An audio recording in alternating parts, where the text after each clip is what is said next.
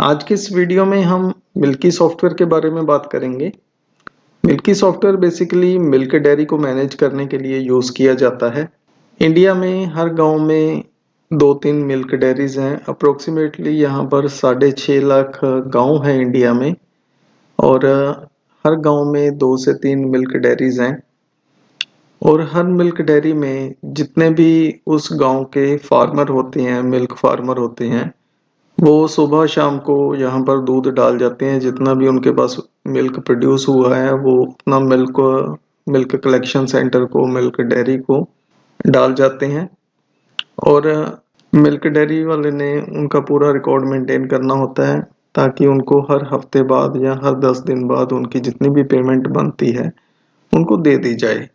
तो डेली की डेली उनका कितना मिल्क आया, कितना उसमें फैट थी, कितना एसएनएफ था और उनकी कितनी पेमेंट बनती है, ये सारा कुछ कैलकुलेट करने के लिए मिल्की सॉफ्टवेयर को यूज़ किया जाता है।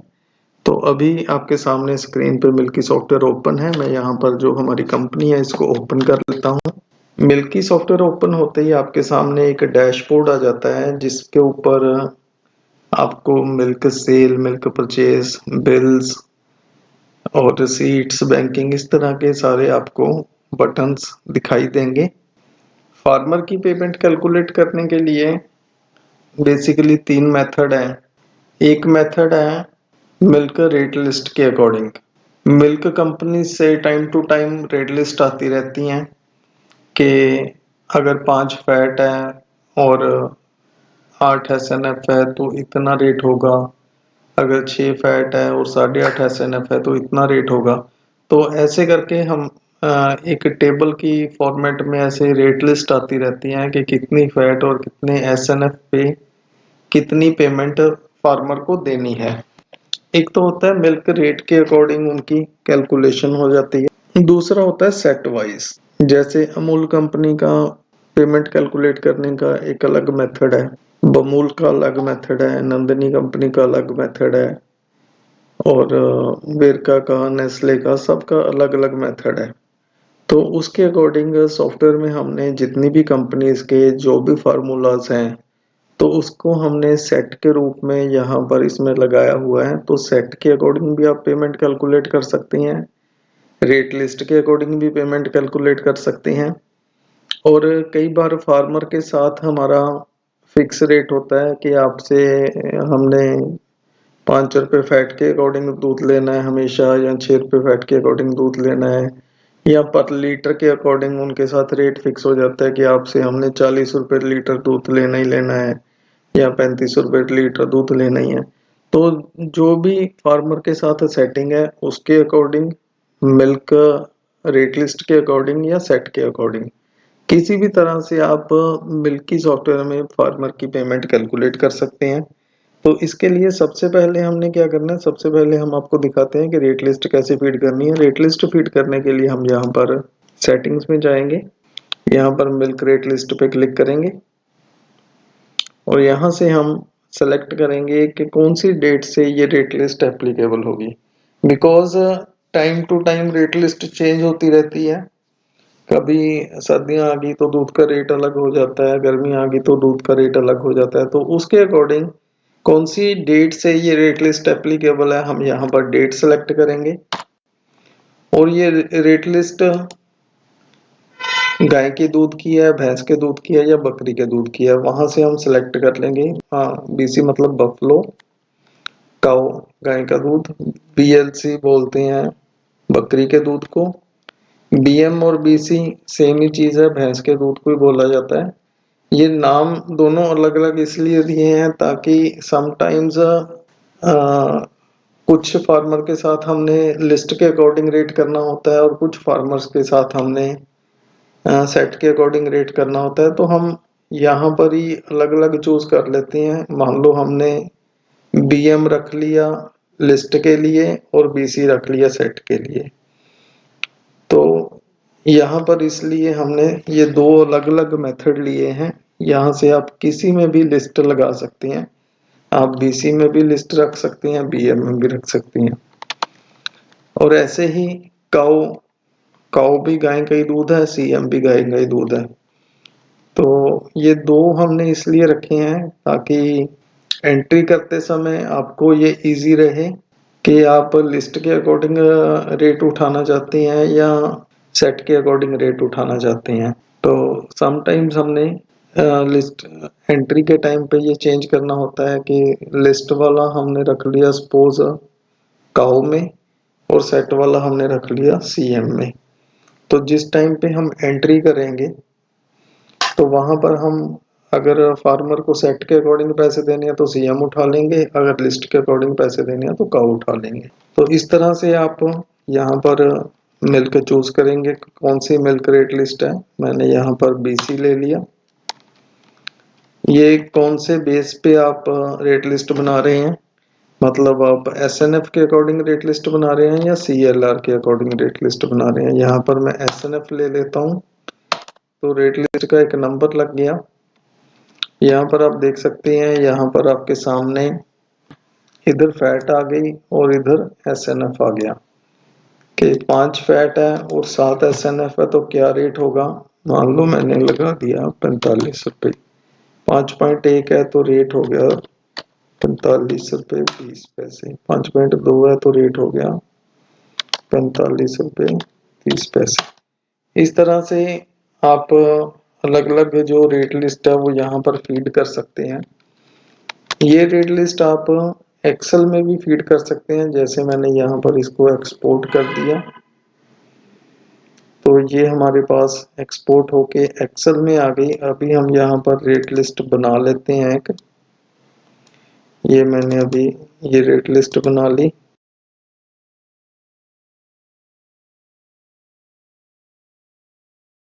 ये रेट लिस्ट मैंने यहाँ पर डेस्कटॉप पे सेव कर ली। तो ये लीजिए, ये रेट लिस्ट मेरे पास सेव हो गई है। अभी हम यहाँ पर इसको इंपोर्ट करेंगे। यहाँ से सिलेक्ट एक्सेल फाइल करेंगे। यहाँ से मैं डेस्कटॉप से जो फाइल मैंने अभी रखी थी वो यहाँ से पिक कर लेते हैं और इसको कर देते हैं इंपोर्ट। तो ये जो रेट लिस्ट मैंने अभी बनाई है वो आपके सामने यहाँ पर इंपोर्ट हो गई है। ये आप देख सकते हैं, अगर 5 फैट है और 7 एसएनएफ है तो क्या रेट होगा। 7, 10 है और 8 है। यहाँ तक आपका ये सारा रेट लिस्ट बन गई है। इसको मैं यहाँ से सेव कर देता हूँ। ये लीजिए, ये रेट लिस्ट मेरी सेव हो गई। तो ऐसे ही आप अपनी rate list time to time feed कर सकते हैं। जो भी कंपनी की तरफ से रेट लिस्ट आपके पास आती हैं वो सारी आप यहाँ पर मिल्क रेट लिस्ट में फीड कर सकते हैं। इसके बाद हमने एक छोटी सी सेटिंग करनी है। यहाँ पे यहाँ से हमने चूज करना है कि जो बीसी मिल्क है उसकी जो रेट की कैलकुलेशन है वो लिस्ट के अकॉर्डिंग या सेट के अकॉर्डिंग है। तो मोस्टली जो होता है वो लिस्ट के अकॉर्डिंग होता है। अगर आप किसी में अकाउंट मास्टर के अकॉर्डिंग लेना चाहते हो तो अकाउंट मास्टर के अकॉर्डिंग भी ले सकते हैं, और सेट के अकॉर्डिंग रेट लेना चाहते हैं तो सेट के अकॉर्डिंग भी यहाँ पर रेट ले सकते हैं। तो यहाँ से मैंने इसको फ्रॉम लिस्ट कर दिया। अभी हम यहाँ पर इसको अप्लाई कर देंगे। अभी नेक्स्ट हमारा काम है, हमने फार्मर के अकाउंट्स क्रिएट करने हैं। यहाँ पर हम मास्टर में अकाउंट में जाएंगे। मास्टर में हम यहाँ पर न्यू करके अकाउंट क्रिएट कर लेंगे। जैसे मैंने यहाँ पर अकाउंट क्रिएट कर देता हूँ।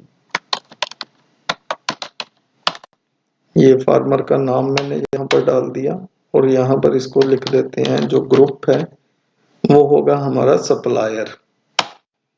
तो जैसे ही मैंने सप्लायर लिया तो सप्लायर का एक कोड ऑटोमेटिकली लग गया। इस कोड को आप मैनुअली चेंज भी कर सकते हैं, अदरवाइज ये कोड हर फार्मर को ऑटोमेटिकली एक कोड मिलता रहेगा।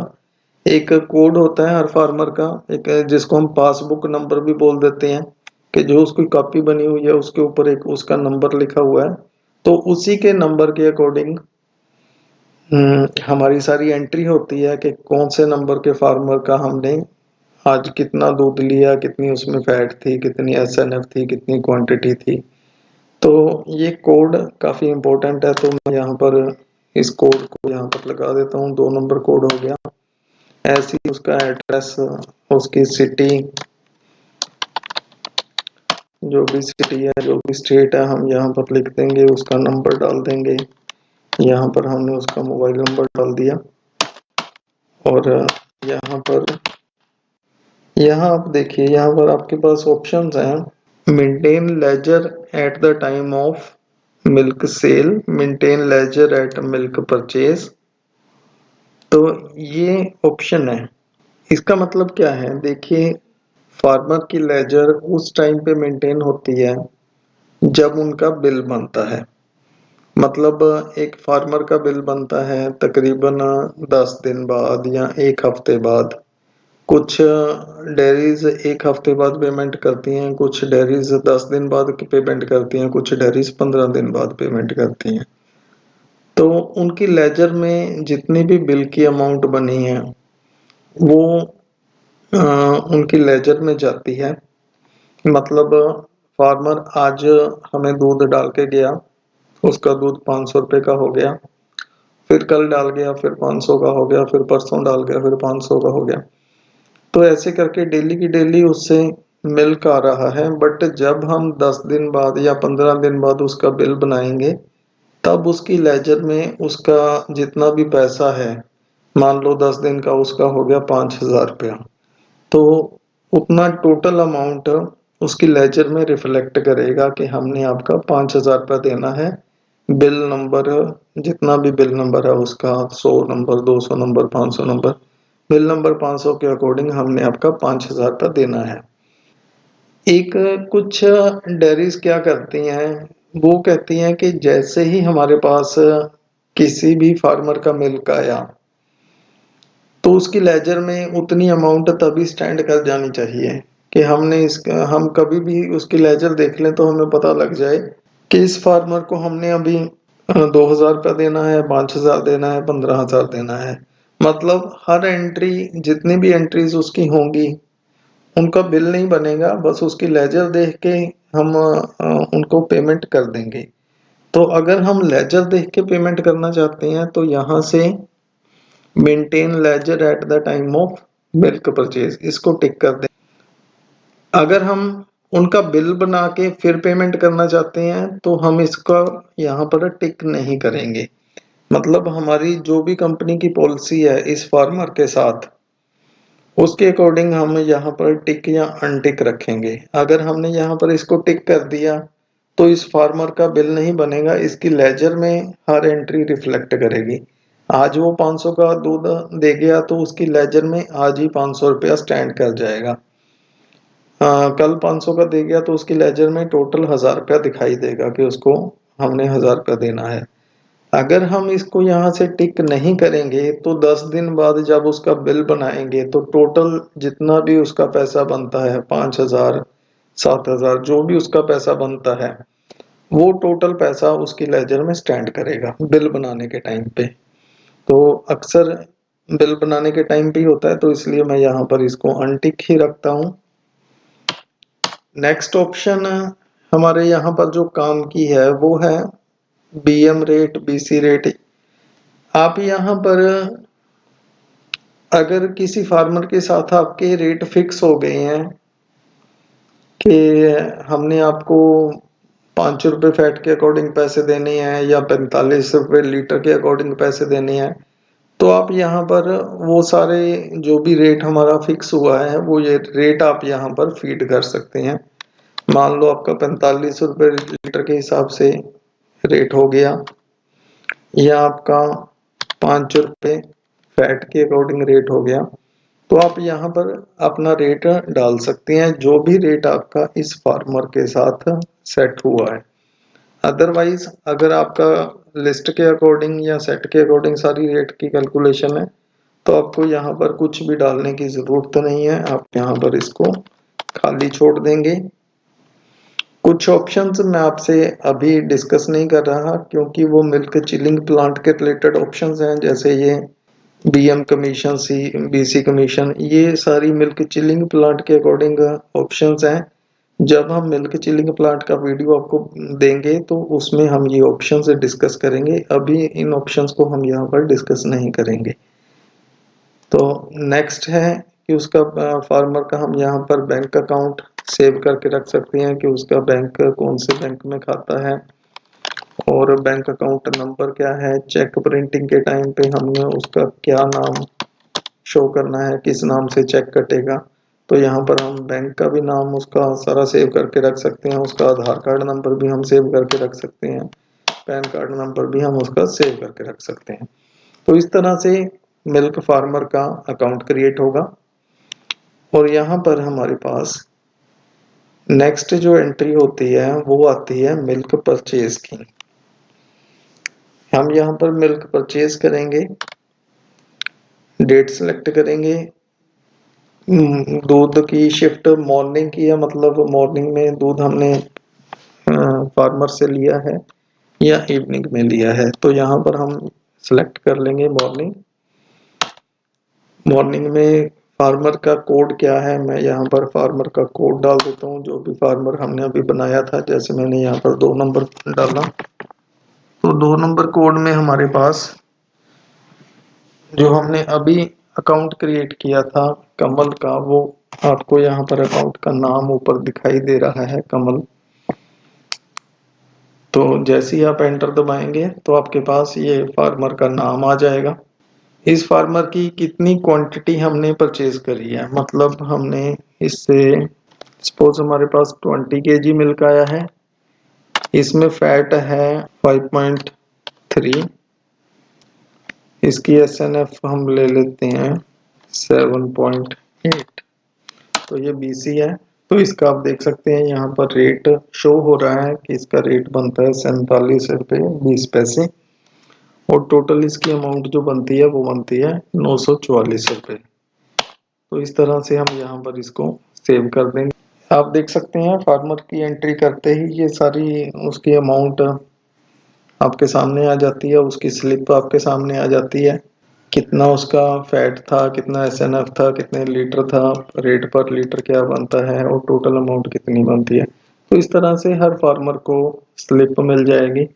ये स्लिप ऑटोमेटिकली प्रिंट होती रहेगी। ये मैंने आपको दिखाने के लिए यहाँ पर प्रीव्यू किया हुआ है। और यहाँ पर मैंने 1 नंबर दबाया तो यहाँ पर उसको कितने लीटर या कितने kg मिल्क है, और यहाँ पर उसकी फैट आ गई, 6 फैट है, और 8 SNF है, दूध है हमारा BC, और रेट है 49, रेट अपने आप आ गया। आप देख सकते हैं यहाँ पर, मैं आपको कंफर्म भी करा देता हूँ कि ये रेट 49 कैसे बन रहा है। कंफर्म करने के लिए हम यहाँ पर आपको दिखाते हैं कि जो BC हमने सेलेक्ट किया था उसका रेट आ रहा है लिस्ट के अकॉर्डिंग। और लिस्ट क्या कहती है, यहाँ पर रेट लिस्ट में देखेंगे, और यहाँ पर हम ये वाली जो हमारी 1 नंबर रेट लिस्ट है उसको ओपन करेंगे। हमारी फैट थी 6 और SNF थी 8। तो आप देख सकते हैं ये 6 वाली लाइन है और 8 नंबर पे आ रहा है हमारे पास 49 रेट। तो यहाँ पर 49 है, यहाँ पर भी 49 रेट ऑटोमेटिकली आ जाता है। तो इस तरह से सभी फार्मर्स की एंट्री यहाँ पर ऑटोमेटिकली होती रहेगी। ये फार्मर्स की एंट्री होने के बाद आपकी सारी जो भी मिल्क के रिलेटेड रिपोर्ट्स हैं वो सारी यहाँ पर रेडी हो जाती हैं। मिल्क परचेज रजिस्टर यहाँ पर बन जाता है, जिसमें कौन कौन से फार्मर से कितनी क्वांटिटी, कितना फैट, कितना CLR, कितना SNF, कितना SNF kg, कितना फैट kg, ये सारा कुछ ऑटोमेटिकली आपका बनता रहता है। टोटल अमाउंट कितनी हुई, तो इसके नीचे डेली की डेली उसके टोटल लगते रहते हैं। टोटल क्वांटिटी कितनी है, एवरेज फैट परसेंटेज कितनी निकली आज, एवरेज CLR, एवरेज SNF कितना निकला है, SNF kg है कि इसमें से पाउडर कितना निकलेगा, फैट होता है कि इसमें से घी कितना निकलेगा। तो यहाँ पर फैट kg कितना निकलेगा, जितना भी आज हमने दूध परचेज किया है उसका अगर हम घी निकालते हैं तो उसका निकलेगा 7.860, इतना घी निकलेगा। और इसमें आपका जो टोटल अमाउंट बनती है वो बनती है 6264, 6264 रुपये। तो ये आपके पास टोटल आ जाते हैं यहाँ पर। और ऐसे ही फार्मर की पासबुक आपकी बन जाती है। जैसे आपने 1 नंबर फार्मर दबाया तो 1 नंबर फार्मर से आज कितने लीटर दूध आया है कितनी फैट है, कितना प्राइस है, कितनी फैट केजी बनती है और टोटल अमाउंट कितनी बनती है, ये सारा कुछ फार्मर पासबुक में आपके पास आ जाता है। और ऐसे ही मिल्क परचेज की रिपोर्ट बनती है कि आपने ये देखना है कि कौन सी शिफ्ट में टोटल कितनी क्वांटिटी मिल्क आई और कितना फैट है, कितनी CLR है, कितनी SNF है और टोटल अमाउंट कितनी बनती है।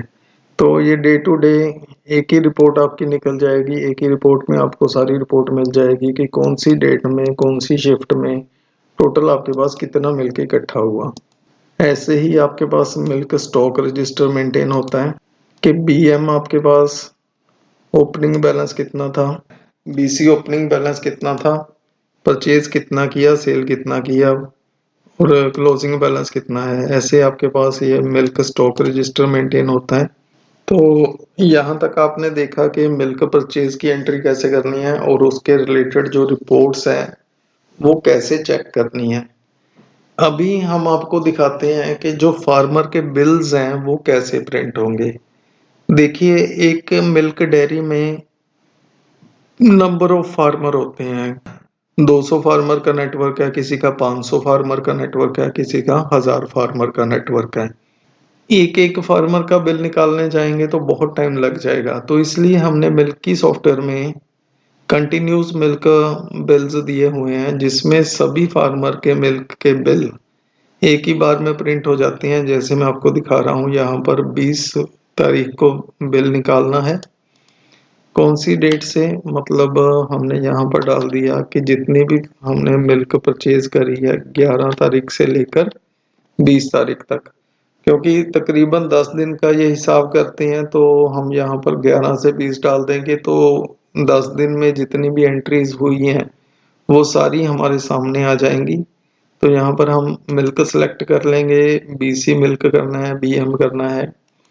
फ्रॉम कोड टू कोड हम डाल सकते हैं, जैसे हमने 1 से लेकर 100 तक जितने भी कोड हैं सबके बिल बनाने हैं, फिर 101 से लेकर 200 तक बनाने हैं।